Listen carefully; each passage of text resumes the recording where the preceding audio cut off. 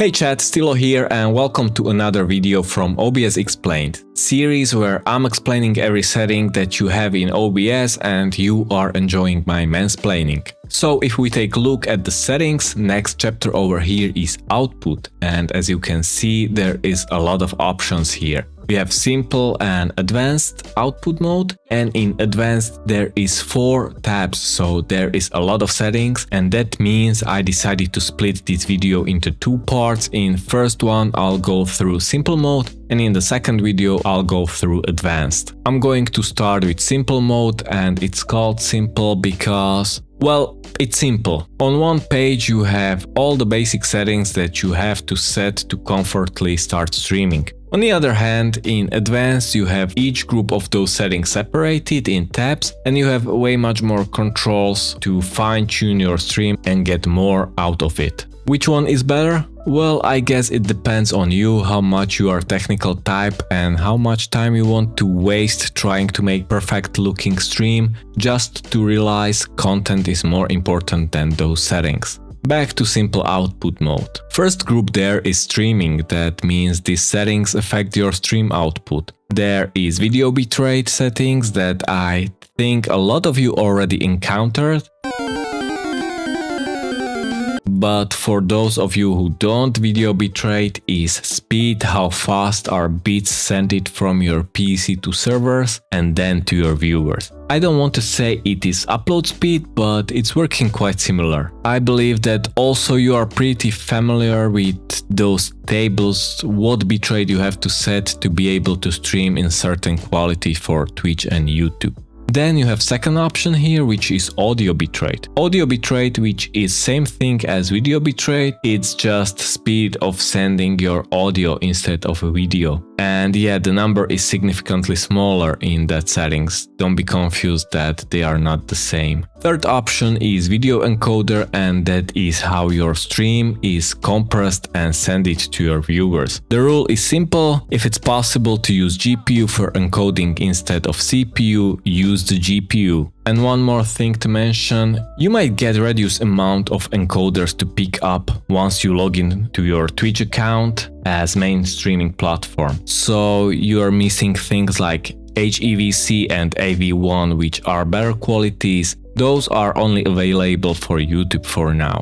Next up is encoder preset, where you are able to select from 7 presets, from faster compressing with losing some of the quality to slowest with best quality possible. And then is checkbox, which says enable custom encoder settings, advanced, and after you check this checkbox, voila, you will get 2 more settings. First one is another checkbox with text Twitch vote track uses track 2, which will send your track 2 as vote for your Twitch. And also if you're multi-streaming, you can send this track to send it over to YouTube, so you will not get copyright strike if you are playing some copyrighted music on stream. You just have to separate your audio sources, and since you are sending this audio to YouTube, don't forget that your YouTube viewers won't be able to hear any music that you are playing on stream. Second one is custom encoder settings, and this is kinda different from other settings that we are used to have in OBS. This is window where you can type special syntax that will further adjust some settings. Honestly, this is kinda advanced setting for simple settings, and it will take some time and digging to find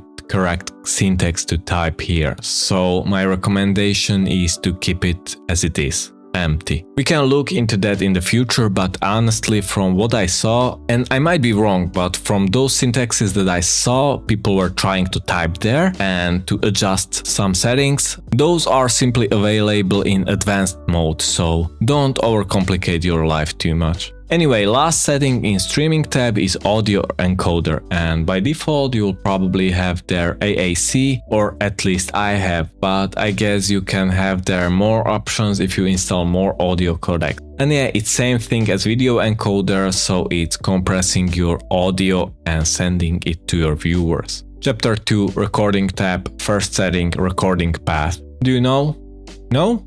It's path where your recordings will be saved after finishing your recording, or in some cases even streams, but we'll get to that later. Then we have checkbox generate file name without space, so file that was saved will be named without spaces. After that is recording quality, a drop-down menu with several options. Same as stream will set your video and audio bitrate and also other settings to same settings as your stream settings are. But it's generally recommended to have recording settings set higher than your stream settings for more options and higher quality during video editing process. So I guess other quality presets will increase your bitrates, which as their name says, will get you better quality but also bigger file sizes. I have to say I really like option tremendously large file size. I think that is really original name. But unfortunately I wasn't able to find and provide to you what are actual numerical differences between those settings.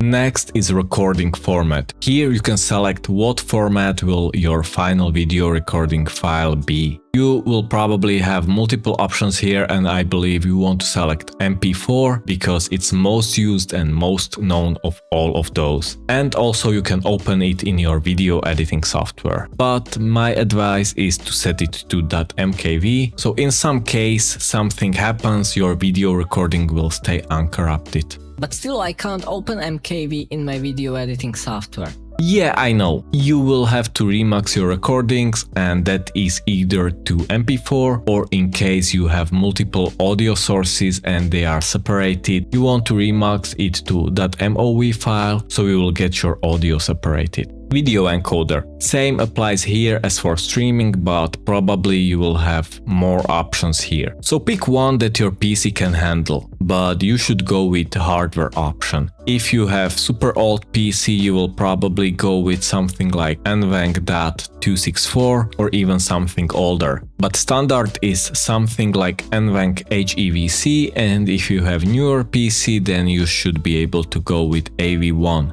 Or I'm wrong since I have older PC and can handle better, but I'm set on HEVC. And audio encoder, pretty much same as for streaming, you can bet safely on AAC. It's quite old, but have a really great support for video editing. If you have option, then you can pick something newer with good support like PCM. After that you have 6 checkboxes with audio tracks, which can allow you to separate audio sources for your recording. You just have to check how many and which you want to have in your recording. Last one is custom mixer settings, which are same as custom encoder settings. It will allow you to adjust settings by typing in this special syntax, but like I said earlier, it seems that all those settings you can get by switching to advanced settings. Last chapter is replay buffer, which you have option to check or uncheck at the beginning. And afterwards you have 2 options here, which is maximum replay time, which is time that will be backwards recorded and saved, and maximum memory that you allow your OBS to use.